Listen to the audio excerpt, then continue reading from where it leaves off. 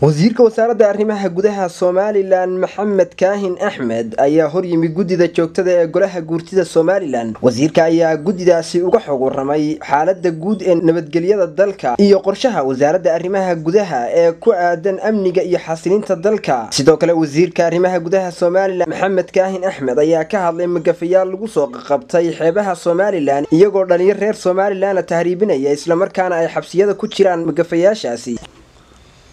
qorshe ahaan ayadoo horeba wasaaraddu ay qorshayaashan nabadgelyada ay u lahayd haddana waxyaalaha imika anagu wasaarad ahaan intii anigu aan joogay aanu doonayna inaan qorsheyno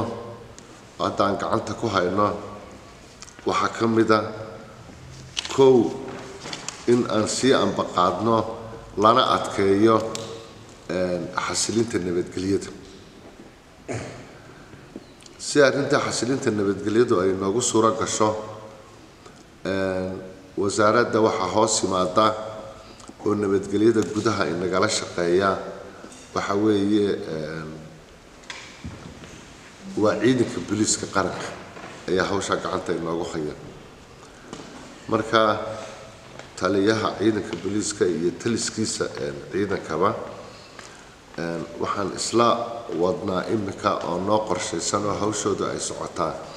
inaan samayno waxaan ay dhahdaan police reformka dib u habeynta maxaan ku dhahday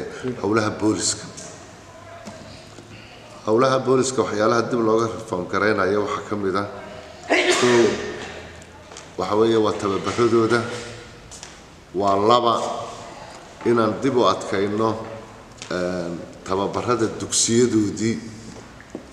dugsi weyn baa hadda u samaysan saa la socotaan booliiskeena oo ah dugsiga Mandheera dowladda Ingiriiska ay naga caawisay qaybna saraakiishu waxa ay la galaan akademiga ciidamada qaranka ee darar weyne ku yaalana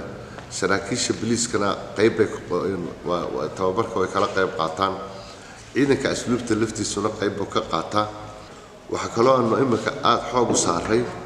بريد ويتوال لسعتين مقالة اللي رفع رمضان بالله قبطي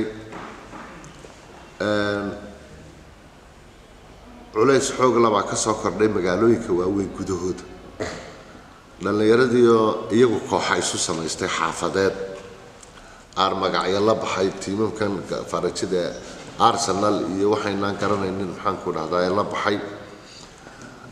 تلسيد البوليس كأشكتون كي يمي الحياة كفس فربضان محنكو لهداي ودعي dad fara badan maxaan ku dhahday hanti laga dhacay ciidanka marka Hargeysa bay ugu xoog badnaayeen culeys xoog labaan saarnay hadii la boqol ku dhooban ayaa la xukumay marka waxaan go'aansanay dhalinyarada magaalooyinka gudaheeda ka wada qaska wixii la qabto ee gobolada galbeedkana inaan geeyno jeelasha gobolada bariga kuwa gobolada barigana inaan soo qaadno aan geeyno gobolada maxaan ku dhahday galbeedka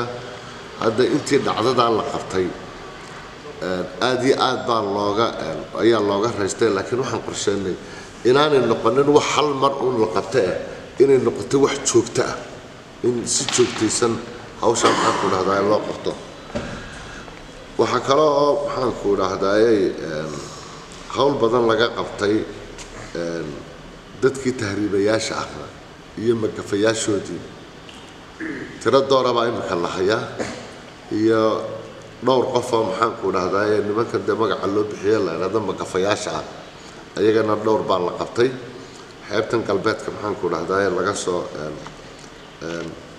laga soo qabtay maadaama dadkan la tahriibinayo awal waxay noo dhaafi jireen xagga Puntland iyo Boosaaso inoo dhaafi jireen waxna xuduudaha ka gudbi jireen xaggan Itoobiya ay sii mari jireen kuwan imika la qabtay cusub waxa laga dhoofiyaa maxaan ku dhahday xeebaheena qaarkood laga dhoofiyaa marka biliiska iyo ciidanka militariga aaga xeebaha jooga iyo ciidankeena ilaalada xeebaha ayaan maxaan ku dhahday barnaamijka wadaajinay marka qoladeena ciidanka xeebahana marba area-da la yiraahdo halkaasay ku badan yihiin ayaan ku nidhi culays saar saabada arrimaha gudaha Soomaaliland ayaa ka hadlay colaadaha ka jira bariga Soomaaliland iyo dagaal dhawaan ku dhexmaray deegaanka Ceelafweyne laba beelood oo walaala isla markaana wuxuu sheegay in xukuumadda iyo wasaaradda arrimaha gudaha ay arrintaasi gacanta ku hayaan wuxuuna sheegay wasiirku in dadkii ku soo dhaawacmay colaada ugu dabiibayo isbitaalada ku yaala magaalada Hargeysa sidoo kale wasiirku wuxuu sheegay in xabsiyada la geyn doono dhaawacyadaasi isla markaana maxkamad la taagi doono wasiirka xukuumaddu shir bay ka yeelatay gudideeda nabadgelyadu shir buu ka yeeshay wasiirada deegaanka labada dhinac ee halka wax isku yaalay ee golaha xukuumadda ku jira shirka gooniye baan ka yeelanay arinta go'aankan ka gaadhnay waxa weeye bal marka ugu horeysa sababta soo celcelinaysa colaadan area-da ceel afweyn ka horeysa inaan horta marka hore inaan baadno dadani hadda imika kama jiro in ay hadda dagaal dambe isu qaadaan dhaawac imika halkan jooga halkan aan ku ilaalinaynaa ciidan biliis baa dul jooga waxaan u go'aansanay nin kasta oo dhaawac kaca in isagana maxaan ku dhahdaa maxkamad maxaan ku dhahdaa maxkamad la geeyo imika marka imika iyagana waa la kala ilaalinayaa Cabdiqani Cabdullaahi Sheekh Soomaali CNN Hargeysa